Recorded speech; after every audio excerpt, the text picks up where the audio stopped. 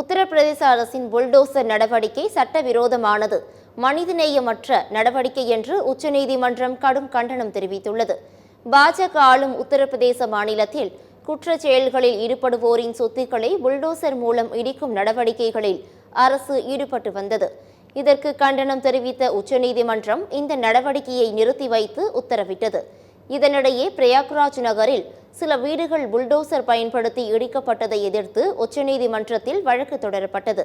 இந்த வழக்கை விசாரித்த நீதிபதிகள் புல்டோசர் நடவடிக்கை அரசியலமைப்பிற்கு எதிரானது மற்றும் மனிதநேயமற்றது என்றும் இது தங்களது மனத்திற்கு அதிர்ச்சி அளிக்கிறது எனவும் தெரிவித்தார்.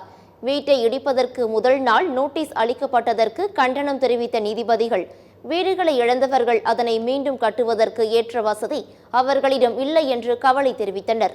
வீடுகளை இழந்த 4 பேருக்கு தலா 10 லட்சம் ரூபாயை 6 வாரங்களுக்குள் வழங்க வேண்டும் என்றும் அப்போதுதான் உரிய விதிமுறைகளை பின்பற்ற வேண்டும் என்ற எண்ணம் அதிகாரிகளுக்கு வரும் எனவும் நீதிபதிகள் தெரிவித்தனர்.